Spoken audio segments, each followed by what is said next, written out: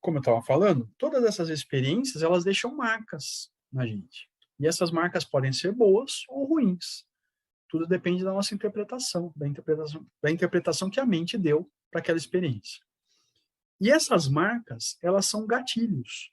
Esses gatilhos que vão despertar as emoções, porque eles estão ligados aos pensamentos que a gente tem. Quando você vivencia uma situação e ela funciona como gatilho, ela desperta um pensamento, e esse pensamento se conecta com a emoção de algo que você já viveu, aí você vai reviver aquela situação, apenas em outro cenário, talvez, com outros personagens.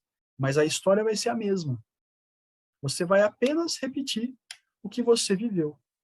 E aí aquele medo de viver novamente o que você já viveu surge. O medo é a emoção que tem a vibração energética mais baixa.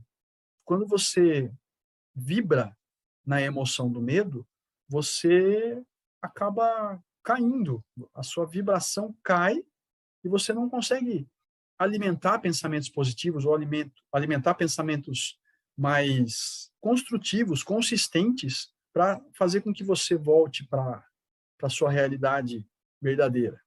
Quando eu falo dessas marcas e dessa consciência que a gente tem do que aconteceu com a gente, do que deixou de acontecer, eu não estou falando aqui da consciência que a gente adquire quando a gente aprende com os nossos erros. Eu estou falando de um sentimento mesmo, de uma sensação, de uma interpretação, de uma emoção, de algo que paralisa, que pode te impedir de viver a vida que você deseja, que pode impactar diretamente nos seus relacionamentos e deixar todos os relacionamentos difíceis. Você não consegue se relacionar bem com seu pai, com a sua mãe, você não consegue se relacionar bem com seus filhos, não consegue se relacionar bem com seu marido, com a sua esposa, com a sua namorada, com o seu namorado, não consegue se relacionar nem no trabalho. Tudo que é relacionamento fica pesado, difícil de ser desenvolvido. É como se você ficasse patinando ou presa, atolada numa areia movediça. Logicamente que essa paralisação, ela vai impactar nos seus relacionamentos e vai fazer com que você se torne indisponível para esses relacionamentos. É como se você ficasse impermeável.